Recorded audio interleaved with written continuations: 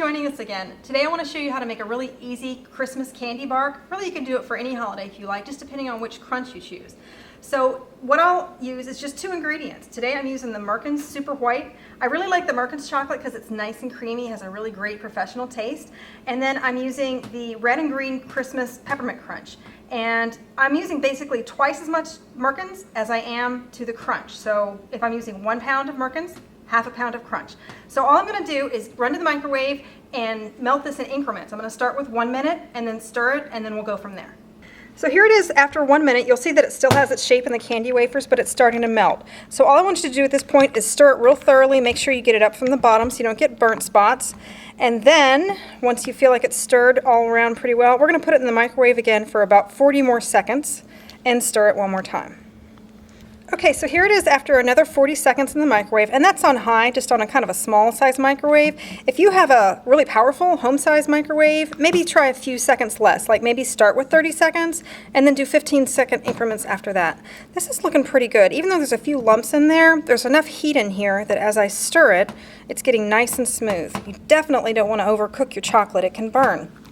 So that looks nice and smooth. Really easy second step to this, you're just pouring in your crunch. So again, 1 pound of chocolate, half a pound of crunch, and you can do less crunch if you'd like. If you want to make it stretch a little bit farther, that's fine as well. This just makes it really kind of a dense candy. So you're just stirring it completely. And then over here, I have just parchment paper, and you can use aluminum foil if you like. And I put it on a cardboard square just so I can carry it with me. But you can use a cookie sheet as well if that works for you. So I'm just stirring this completely smooth till it's completely incorporated, and then I'm just going to pour it right onto the parchment paper. All right, now all I'm going to do is just kind of spread it out so it's not too thick. And you can either leave this to sit on your counter for an hour or more, or since it's on a board or a cookie sheet, you can pop it in the refrigerator and it'll be done in like 10 minutes. So you're just going to spread it nice and thin and even.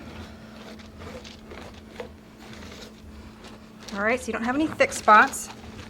After about 15 minutes in the refrigerator or about an hour on your countertop, it should set up to about this consistency. See how I can pick it all up in one piece?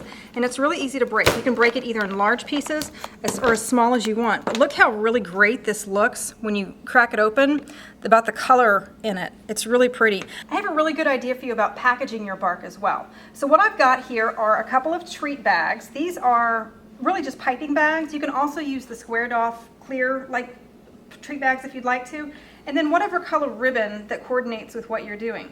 So all I did was I took my pieces of bark and I put them in the bag and tied them off. So you'll see these. I have one for Christmas and this is for fall. This has the tangerine in it. There's also lots of red. We have a peppermint crunch that's red. We also have a tart cherry that's red. There's key lime, espresso, all sorts of things. So you can certainly give this away to neighbors or the mailman or a teacher as a really nice little handmade gift. So that is Christmas bark using Merkins chocolate, one of my favorites, and a variety of our crunches. Have fun with it.